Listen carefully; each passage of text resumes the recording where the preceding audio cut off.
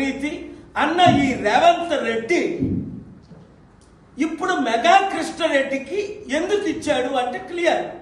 కాంగ్రెస్ పార్టీకి మెగా కృష్ణారెడ్డి ఎన్ని వందల కోట్లు బాండ్ల ద్వారా, మరి బ్లాక్ మనీ ఎంత ఇస్తున్నాడో లెక్కే లేదు. ఎందుకంటే కాంగ్రెస్ పార్టీ గెలాలంటే మొన్న 4,000 కోట్లు ఖర్చు అయిందట. ఈ 4,000 కోట్లు ఎవరిస్తున్నారు? ఇదన్నీ డీటెయిల్స్తో అతి త్వరలో మీ ముందుకు నేను వస్తాను. నాకు నిన్న బెదిరింపు కాదు, మేము పెట్టింది ఫేస్బుక్లో నుంచి తీసేమని, మెగా కృష్ణారెడ్డి గురించి మేము చేసినవి తీసేమని.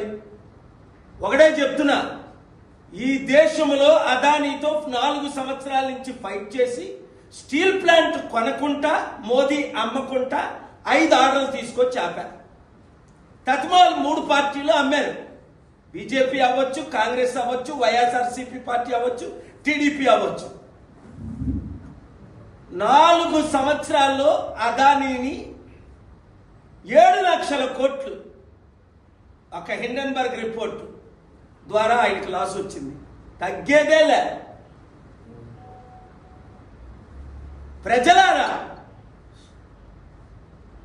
రైతులారా, ముఖ్యంగా నిరుద్యోగులారా, 13 నెలలు అయింది రేవంత్ రెడ్డి, ఇంక మళ్ళీ అమ్ముతారా 14 నెలలు?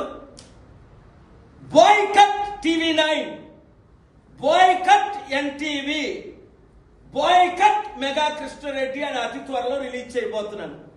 మీరు నాతో ఉండండి.